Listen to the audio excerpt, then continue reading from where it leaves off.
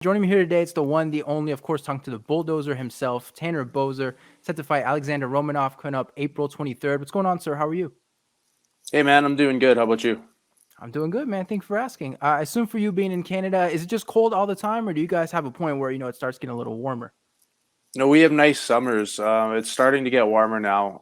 I don't know Fahrenheit. In Celsius, we've had plus 10 for a couple days here, so it's starting to be. It's spring now, and we've been having pretty warm Mays, so we'll probably have a nice like May through August, and then it kind of just cools off again. Uh, yeah, it depends. Our August can be awesome, or if everything's on fire, then it's all smoky and shitty. But we'll see. Because I think with Canada, people imagine like you come out, you have like 3 feet of snow, and then just getting into your truck, you have to like do all this, attach the tennis rackets to your shoes. But it sounds like that's not it at all. Well, in the winter, it gets really cold. We have snow in the winter, obviously, and more or less depending on the year. But it's not like we live in the Yukon on the tundra and we have to wear snowshoes to get to our snowmobiles. We have roads.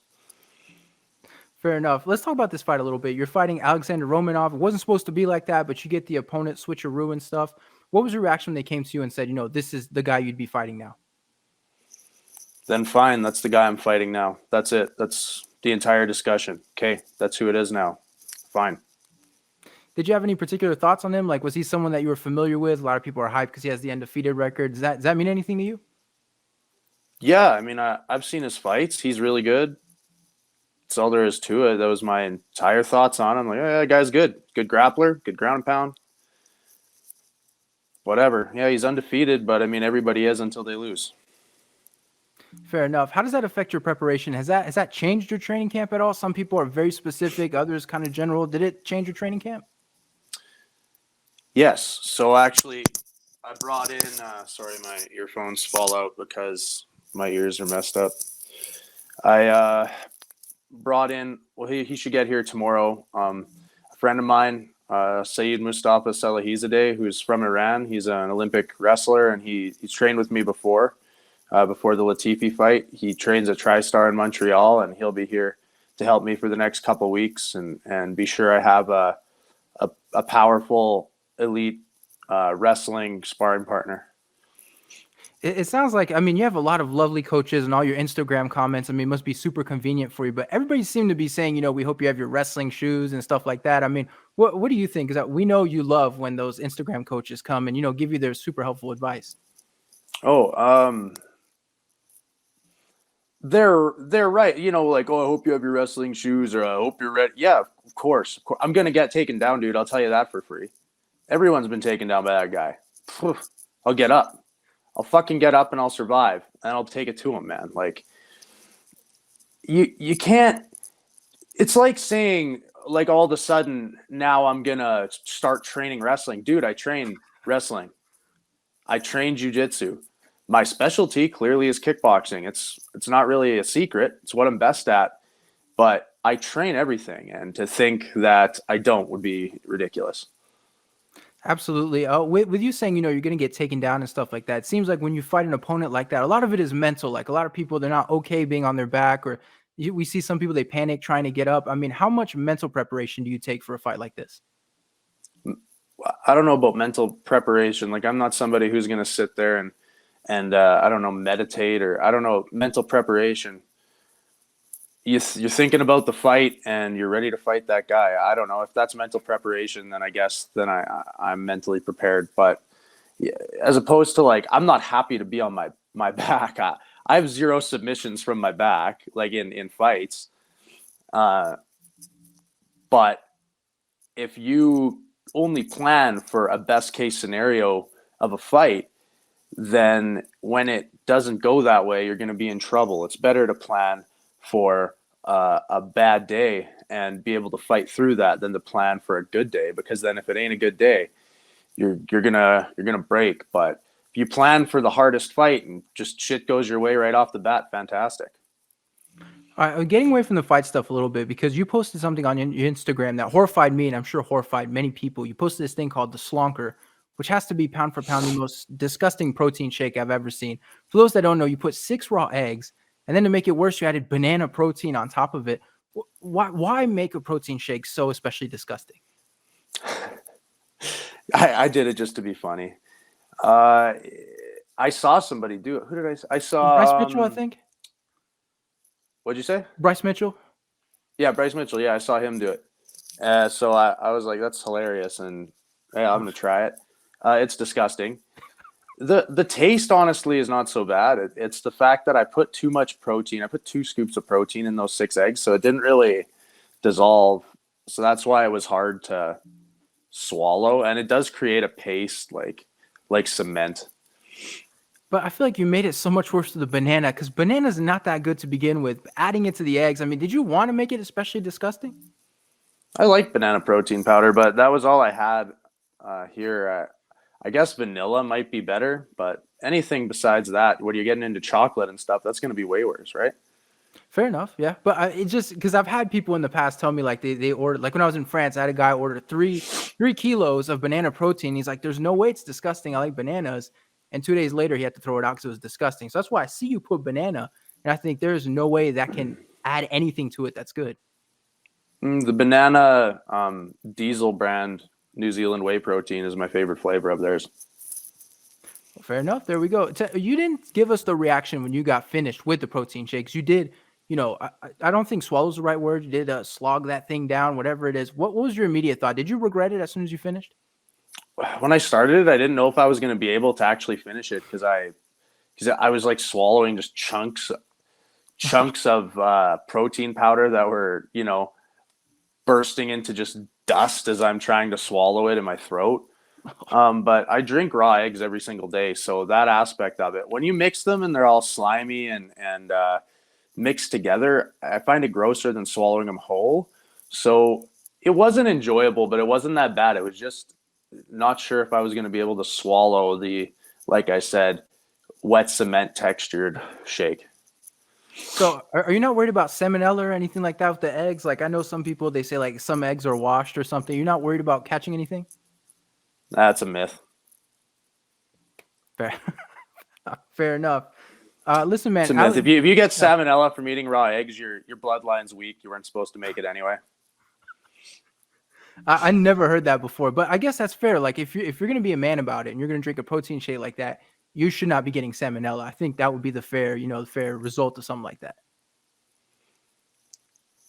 Yeah, like I don't think that there's a ton of substance to it. If you get a bunch of eggs that aren't washed from the shell straight out of the chicken, and you go and just suck on the shell or something, and there's some shit on them, I guess maybe you're gonna get salmonella. But if you just crack an egg in a glass and drink it, you're not gonna get salmonella from the raw eggs.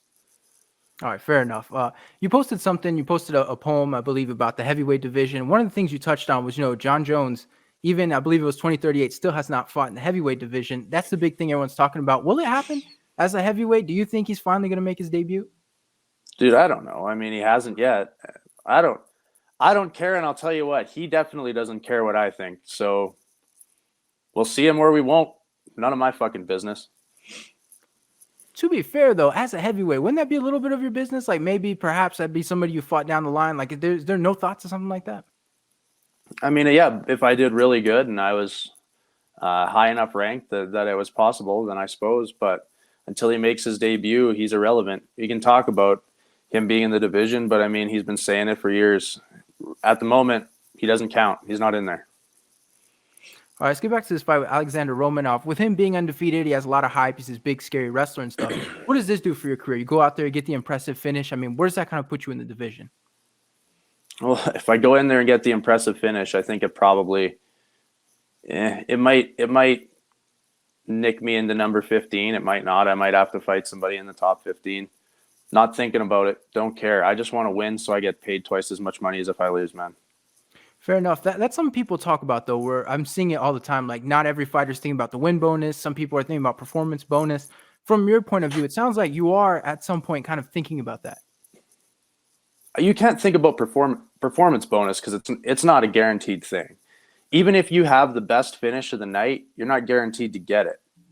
When I finished Felipe Lins, I had the best finish of the night. That was one of the best knockouts of the year. I didn't get a performance bonus.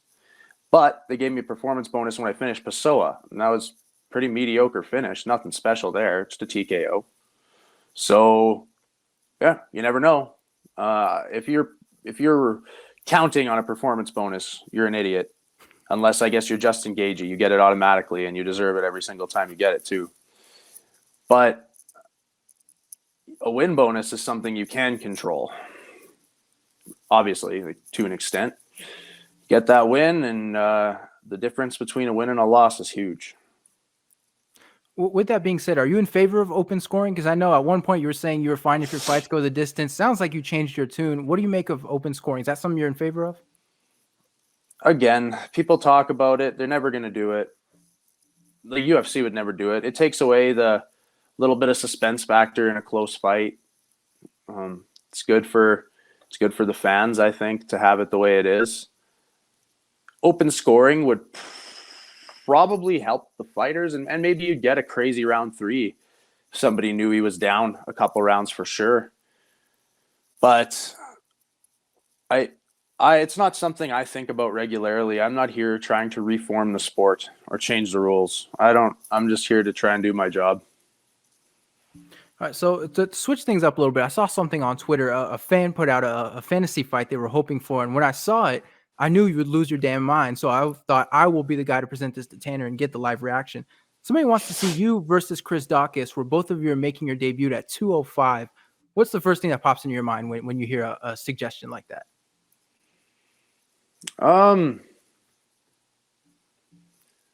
Me and Daukaus both are undersized heavyweights, but they want us to fight at 205. Man, 205 would be a fucking nightmare for me to get to. I know everybody thinks it's easy, but I'm pretty lean right now, and I'm 245.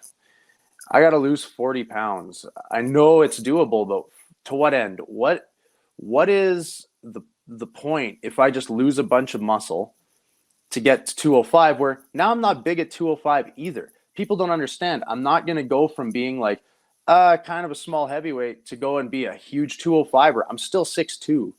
I'm not going to grow in height. I'm going to go down to 205. I'm going to lose 40 pounds, making me a 205er who's still 6'2". I'm going to be proportionately the same size in that division. I don't know why that's so hard to understand.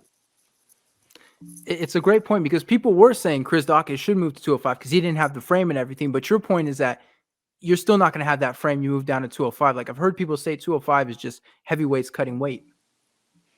Some of them, not all of them. Some of these guys are in heavyweight are cutting to 265. There's some true monsters. There's some guys that are not cutting weight also who aren't monsters. Like, look at how lean Cyril Gane is. Do you think that he could cut to 205? He's not going to cut to 205. Volkov is 6'7". He can't get down. Like, there's some guys maybe that could make the cut, but again, we're asking, what are you doing to gain what advantage? Because if all you're doing is making yourself smaller to try and get a perceived advantage by being bigger, and then you've lost the size you did have, and now you're just an average size guy down there, maybe it's possible for some people to make it, but why? Yeah, that's fair. I want to talk about your training camp, because you being in Canada's been a little bit weird with restrictions. I know at one point you were just training exclusively from your house in the middle of the pandemic. How's training camp now? Are things finally back to normal for you? Are you able to train the way you'd like to? Yeah, things are normal at the moment. All right, get into this fight, Alexander Romanov. We mentioned the 15-0. Are you impressed by this undefeated record? Some people they like to dissect it and say, other people are impressed. What do you make of that? Are you impressed at all? Yeah, he's got a great record, man. 15-0 is fantastic. He's got 4 wins in UFC.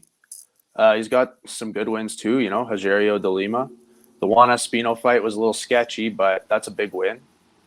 I don't really care about his his win over Roque Martinez is kind of whatever, but he has good wins before UFC too. He was fighting decent guys. He wasn't fighting bums. Some of those guys, especially maybe some guys out of Brazil, you look at their record and they fought like 0-0, 0-1 guys right all the way. Well, I don't care about that. That's for sure. But Romanov wasn't like that. He has a good record, and it's a record he definitely earned. So it's an impressive record. There's no two ways about it, but that's not something that's gonna like intimidate me. I've fought undefeated guys before, and I've fought good guys before. I've been doing it for a long time, so it is it's good for him. He's got a great record, man. But you don't get to bring it into the cage. Cliche, but it's just two people in there. Someone's gonna win. All right, one last question for you. Easy one, obvious one. I know fighters love this one, but how do you see yourself getting your hand raised in this fight? It's got to be knockout. There's no other way I'm gonna win this fight. Straight up. All right, well, there we go. It changes from the past. I remember at one point you were the guy, you were like, yeah, it's a decision. It'll go to the judges. And people thought it was a weird answer, but it sounds like now it's completely different. It is. I can't trust the judges. I know it's the old adage, oh, don't leave it in the hands of the judges. But if I even before UFC, if I have a fight that's close, where it goes to a split decision or it was close, I've never got the win, and my last two losses in UFC have really solidified that for me. I don't have a problem with the way the judges decided the winner in the Arlovsky fight. I didn't do enough. I will lament the way I fought in that fight for the rest of my life. I have a huge issue with the scoring in the fight with Ilir Latifi. So apparently I can't trust them to do their fucking job. So I got to go in there and I got to knock them out, man. That's it. Fair enough. That's a great quote. Thank you so much for the time, man. I truly appreciate it. And this is a great fight, man. I'm really looking forward to it. Yeah, bro. Thank you.